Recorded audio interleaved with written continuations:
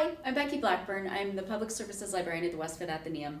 I'm here again with another cookbook review from our Cookbook Book Club that we hold here at the Westfield Athenaeum. I am actually doing a throwback cookbook that we did. This was actually the first cookbook we did back when we started the club in early 2019, end of 2018. And this is the Magnolia Table with Joanna Gaines. And I apologize to anyone who came and I don't remember what you made because, like I said, it's been 3 years. But I just wanted to give you some overall impressions and a couple of the specific recipes that I do remember. I wanted to just talk about it because this is a pretty cool cookbook. So overall, this is Southern cooking. So if it doesn't call for a stick of butter, it calls for heavy cream. So this is not going to be something that you probably are going to want to make from every night. But if you're having the holidays, if you're having company over, there's some really delicious food in here.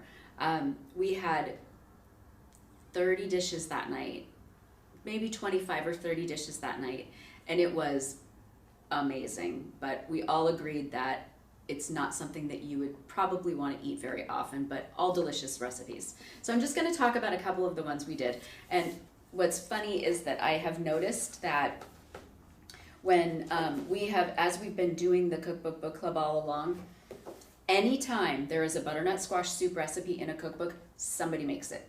So I don't know why, but it's always popular. So that was one of the things that was made, the autumn butternut squash soup. And it was good. It was very delicious. It calls for a stick of butter and a cup of heavy cream. So right in keeping with what I was talking about before. So I want to talk about what I made. And just because my name is Becky is not the reason I made these. These are called Bex Crackers.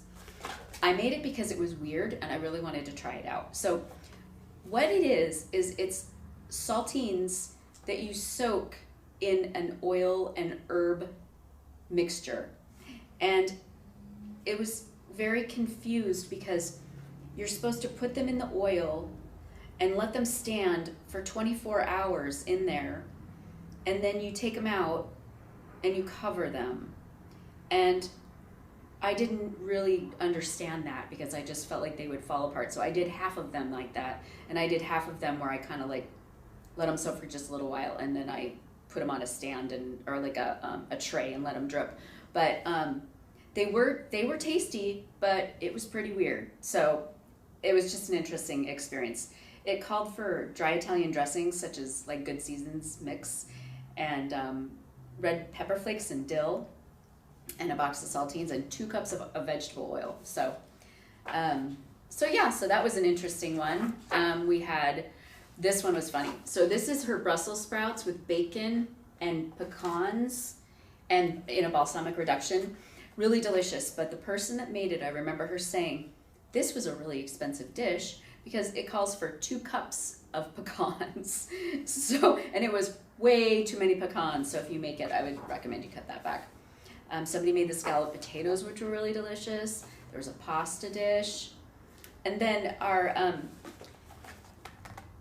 chocolate orange bread pudding does not look so good. So our digital services librarian, who's filming this right now actually, she made this recipe.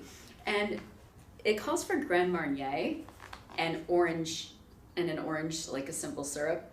So she looked up how to make Grand Marnier, basically, or an orange syrup online and decided she'd do that instead of buying the Grand Marnier. Unfortunately, making that syrup took her about 90 minutes. So, you know. Just buy the alcohol. Just go for the Grand Marnier. Yeah. Just buy the nip of Grand Marnier and call it a day. So, anyways, so that is Magnolia Table. They've got there's some really nice casseroles in here.